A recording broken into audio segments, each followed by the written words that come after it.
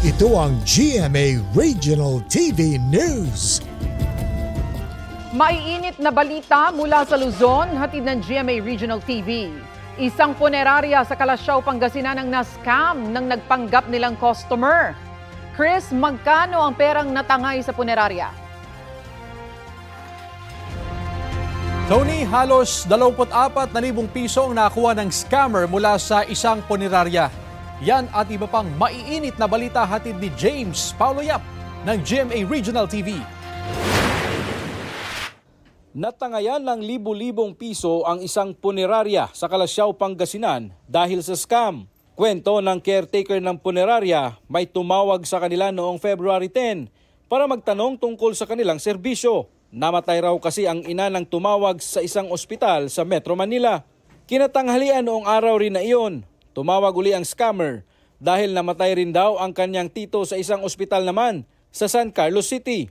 Problema raw, hindi raw pwedeng ilabas ang bangkay ng kanyang tiyuhin dahil hindi pa nila mabayaran ang hospital bill. Kaya binigyan muna ng punerarya ang lalaki ng perang pantubos na umabot sa 23,700 pesos. Nang kukunin na ng punerarya ang bangkay sa ospital, wala raw itong record doon. Para kami na ito may sir Hindi na namin nakuha na ng identity, pati yung house bill sa Vimeo, hindi na namin natanong. Paalala naman ng pulisya, maging mapanuri sa mga nakakausap o nakakatransaksyon para makaiwas sa ganitong insidente. Nagsagawa ng sunod-sunod na anti-illegal drugs operation ang Nueva Ecija Police Provincial Office. Sa loob ng 5 araw, mula sa iba't ibang bayan at lungsod, mahigit 40 ang kanilang naaresto. Kabilang dyan ang isang minor de edad.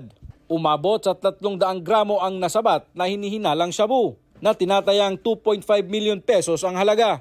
Nakapiit na sa iba't ibang istasyon sa lalawigan ang mga naaresto na mahaharap sa reklamong Comprehensive Dangerous Drugs Act of 2002. Wala silang pahayag. James Paulo Yap ng GMA Regional TV, nagbabalita para sa GMA Integrated News.